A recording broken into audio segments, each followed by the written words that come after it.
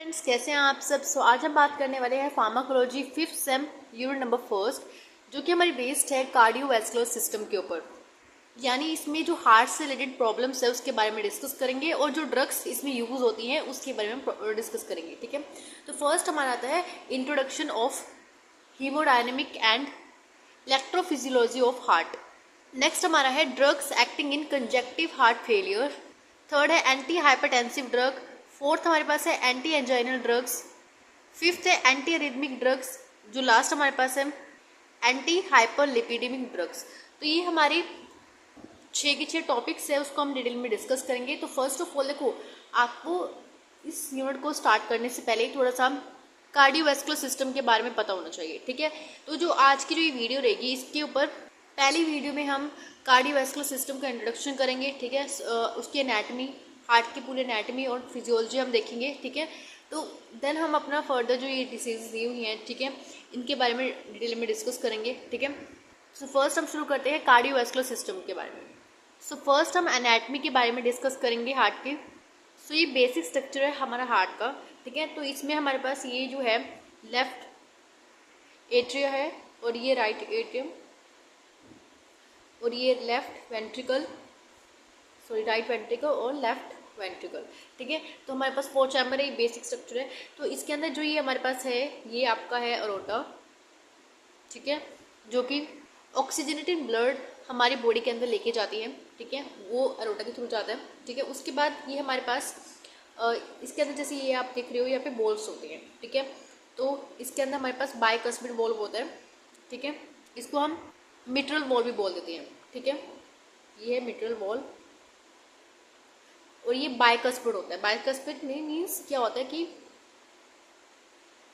2 minute, bicuspid इसमें क्या होता है, जैसे फॉर एग्जांपल ये वॉल्व है, मैं आपको यहाँ पर बनाती हूँ। तो यहाँ पे इसमें दो क्या होंगे, डोर टाइप। जैसे इससे क्या होता है, जब यहाँ पे ब्लड आता है, देखो इसका फंक्शन क्या होता है, जब यहाँ पे फॉर एग्जांपल 2 वॉल्व्स लगे हुए हैं। ठीक है, एक तरह से बाइकस्पिड लगा हुआ है, तो जब यहाँ पे ब्लड आएगा वेंट्रिकल में, तो जब ये नीचे से कॉन्टैक्ट करेगा, कॉन्टैक्ट करने पे क्या होगा, ये ब्लड वापस यहाँ पे भी जा सकता है। तो यहाँ पे ये वॉल क्या करते हैं, इसको प्रिवेंट करते हैं ताकि ब्लड वापस ना जाए। ठीक है, तो यहाँ पे बाइकस्पिड वॉल्व होती है। ठीक है, और दूसरी साइड अगर हम बात करें, यहाँ से ये जो हमारी है इसके बारे में बाद में बात करेंगे। पहले जो ये है, ये इसके अंदर क्या होता है, ट्राइकस्पिड वॉल्व होती है। कौन सा वॉल्व होती है, ट्राइकस्पिड वॉल्व होती है। ठीक है, ऐसे ऑलमोस्ट सबने पढ़ा होगा। ठीक है, अगर आपको लगता है कि हमें ये आता है तो आप इस वीडियो को स्किप कर सकते हो। ठीक है, वैसे तो आप डिटेल में इसको और आगे जब हम बात करेंगे और भी आपको उसको डिटेल में पढ़ना पड़ेगा थोड़ा सा, बट ये अभी बहुत नॉर्मल है। ठीक है, बहुत बेसिक है। उसके बाद जो हमारी दूसरी चीज़ होती है वेना कावा। अब वेना कावा जो है, यहाँ पे मैं आपको बना के दिखा देती हूँ सिंपल सी। ठीक है, ये जो है वेना कावा है हमारी, ये जो वेना कावा है ऊपर जो है हमारा है सुपीरियर वेना कावा। कौन सी है, सुपीरियर वेना कावा। मैं वेना बीसी से इसको रिप्रेजेंट कर रही हूँ। ठीक है, तो वेना कावा का फंक्शन क्या होता है, जितना भी CO2 वाला ब्लड हो, CO2 ब्लड जो CO2 कैरी करते हैं, वो सारा जो ब्लड, यानी जो आप बोल सकते हो हार्ट से ऊपर जितने भी ऑर्गन्स होते हैं ना आपके, वो सुपीरियर वेना कावा के थ्रू, जो कार्बन डाइऑक्साइड वाला ब्लड होता है वो सुपीरियर वेना कावा के थ्रू हमारे पास जो राइट एट्रियम है उसके अंदर आते हैं। ठीक है, और जो हमारा हार्ट के नीचे जितने भी ऑर्गन्स होते हैं वो हमारा इन्फीरियर वेना कावा के थ्रू आते हैं। इन्फीरियर वेना कावा क्या करती है कि जितना भी कार्बन डाइऑक्साइड वाला रिच ब्लड होता है वो इन्फीरियर वेना कावा के थ्रू आता है। ठीक है, तो ये इन्फीरियर वेना कावा है। उसके बाद जो हमारा है, देखो यहाँ पे 2 वॉल्व्स और रह गए हैं। फर्स्ट हमारा जो ये वॉल्व था बाइकस्पिड वॉल्व, दूसरा हमने पढ़ा था ट्राइकस्पिड वॉल्व, और तीसरा हमारा जो वॉल्व है वो है यहाँ पे, इसको एरोटिक वॉल्व भी बोल देते हैं क्योंकि ये एरोटा से जुड़ा हुआ है, अब इसलिए भी याद कर सकते हो। ठीक है, तो एरोटिक वॉल्व जो होता है, अब इसका फंक्शन क्या होता है, जब वेंट्रिया कंट्रैक्ट करता है, जब ब्लड यहाँ से जाएगा, तो यहाँ पे चांस हो सकता है कि, चांस नहीं ऐसे होता भी है कि अगर ऐसे ब्लड जब कॉन्टैक्ट होगा, ठीक है, ब्लड ऊपर जाएगा तो ब्लड वापस आने की कोशिश भी करेगा। तो यहाँ पे जो ये वॉल्व है इसको ऊपर ही भेज देता है, नीचे नहीं आने देता। ठीक है, तो ये यहाँ इसका ये फंक्शन होता है।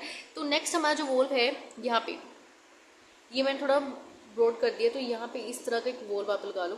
ठीक है, थोड़ा बड़ा हो गया। तो यहाँ पे ये जो वॉल्व है इसको हम बोल देते हैं पल्मोनरी वॉल्व। इसका भी यही फंक्शन होता है, ब्लड को वापस नीचे ना आने देना, ठीक है। ये है हमारा पल्मोनरी वॉल। तो ये तो थी हमारी एनाटॉमी ऑफ हार्ट। तो अब हम बात करते हैं फिजियोलॉजी कैसे, ठीक है। तो फिजियोलॉजी में क्या होगा, जैसे आपका जो हार्ट है वो कैसे फंक्शन करेगा।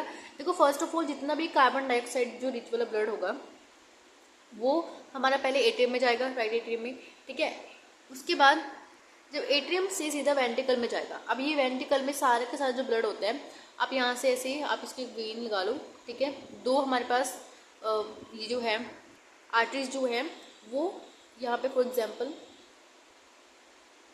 ये हमारे लंग्स हैं ऊपर, ये लंग्स है। तो ये लंग्स में जो ब्लड है वो जाएगा, ठीक है। अब लंग्स क्या करता है, लंग्स इसको ऑक्सीजन, ब्लड को ऑक्सीजन दे देगा और कार्बन डाइऑक्साइड यहाँ से ले लेगा, ठीक है।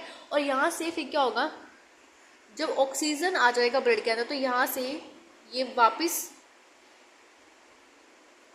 एरोटा के थ्रू क्या होगा, सॉरी जो ये एरोटा वाली वेन है ये थोड़ा सा एरोटा वाली जो ये हमारे पास है एरोटा है, ये फर्दर आगे बॉडी में जाएगी, ठीक है। बॉडी में जाएगी और बॉडी में जितने भी ऑर्गन्स है उसको ब्लड प्रोवाइड करेगी। जो लंग्स से आती है वो हमारा एट्रियम से जुड़ती है और जितना भी ऑक्सीजन ब्लड होता है वो एट्रियम में जाएगा, दोबारा एट्रियम से फिर वेंट्रिकल में जाएगा, वेंट्रिकल में देन फिर हमारा पूरी बॉडी में सर्कुलेट करेगा, ठीक है। ऐसे ही तो यहाँ पे जब सारा ब्लड सर्कुलेट करके ऑर्गन्स, फॉर एग्जाम्पल ये ऑर्गन्स हैं, तो ऑर्गन्स में सारा ब्लड जाकर ये ऑर्गन्स सारा ब्लड जाकर वापस क्या होगा, इंफीरियर सुपीरियर वेना कावा के थ्रू ये सारा ब्लड हमारा राइट एट्रियम में चला जाएगा, राइट एट्रियम से वेंट्रिकल में जाकर दोबारा फिर ये प्रोसीजर चलता रहेगा, ठीक है। तो ये तो था हमारा हार्ट का एनाटॉमी और फिजियोलॉजी। अब मेरे को दोबारा एक हार्ट बनाना पड़ेगा क्योंकि यहाँ पे आपको कंडक्टिव सिस्टम नहीं समझाया जा सकता, ठीक है। तो एक हार्ट नया बनाएंगे, उसके बाद फिर हम कंडक्टिव सिस्टम को समझेंगे। तो जो हमारा यहाँ पे मैं पहले हार्ट बना देती हूँ, उसके बाद फिर आपको बता दूँ, ठीक है। तो अब हम बात करते हैं conductive system of heart. Conducting system of heart, तो इसमें क्या होता है, बस मैं सिंपल लिख दूँ कंडक्टिव सिस्टम ऑफ हार्ट, ठीक है। यहाँ पे क्या होता है, आपने पढ़ा होगा एसी नोड, एवी नोड, ठीक है, और परकुंजे फाइबर्स जो होते हैं, बंडल ऑफ हीस। तो इसमें इसके थ्रू क्या होता है, एक तरह से आप बोल सकते हो कि कंडक्टिव सिस्टम चलता है। तो मैं आपको बताती हूँ। तो यहाँ पे हमारे पास क्या होता है, ऐसे नोड होते हैं, ऐसे नोड हो गए, और यहाँ पे जहाँ पे सेप्टा होता है, सेप्टा होता है, तो वहाँ पे एवी नोड्स होते हैं। उसके बाद क्या होता है, देखो यहाँ पे सिंपल क्या होता है, ऐसे नोड क्या करता है, जो हमारा ऐसे नोड जो आपका यहाँ पे लेफ्ट एट्रिया है उसकी वॉल पे यहाँ पे इम्पल्स जनरेट करता है, ठीक है। उसके बाद यहाँ पे जो हमारा एवी नोड है उस पर इम्पल्स जनरेट करता है। देन जो क्या करता है, जो एवी नोड होता है ना वो मैग्नीट्यूड करने का फंक्शन करता है, यानी जो ऐसे नोड है ना, ऐसे नोड की जो इम्पल्स आती है वो लेफ्ट एट्रियम पे तो चली जाती है अच्छे से, लेकिन जो ऐसे नोड की जो एवी नोड तक आती है इम्पल्स, तो वो बिल्कुल यहाँ आते आते धीरे हो जाती है, स्लो हो जाती है, ठीक है। तो जब स्लो होगी तो यहाँ पे जो एवी नोड है, एवी नोड उसको मैग्नीफाई कर देते हैं, और मैग्नीफाई करके ये फर्दर जो इम्पल्स है वो वेंट्रिक के अराउंड, जो वेंट्रिकल्स होते हैं राइट एंड लेफ्ट वेंट्रिकल्स, उसके अराउंड चली जाती है, ठीक है। तो यहाँ पे हम इसको बोलते हैं bundle of his, bundle of हिस और फाइबर्स। तो ये हमारा है बंडल ऑफ हिस, और पुरकिंजे फाइबर्स क्या होते हैं, पुरकिंजे फाइबर्स फर्दर जो इसके अंडर तक क्या होती है, कंडक्टिंग करती है, उसको बोलते हैं पुरकिंजे फाइबर्स।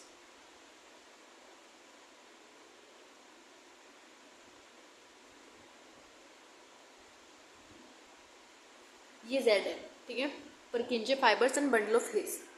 सो अब हम देखेंगे इसका जो पी क्यू आर एस जो वेव्स आती है वो कैसे किसके अकॉर्डिंग आती है, ठीक है। तो फर्स्ट हम देखेंगे पी वेव। तो पी वेव जो हमारी होती है वो कुछ इस तरह की होती है, ठीक है, ऐसे ऊपर से उठी हुई ऐसे, ये थोड़ा राउंड नहीं बना है लेकिन ये पी वेव है। अब पी वेव जो होती है वो एयरटेल के कॉन्ट्रैक्शन की वजह से आती है, ठीक है। जब ये जो आपका जो राइट एट्रियम और लेफ्ट एट्रियम कॉन्ट्रैक्ट करता है तो इस वजह से क्या होता है, आपकी पी वेव आती है।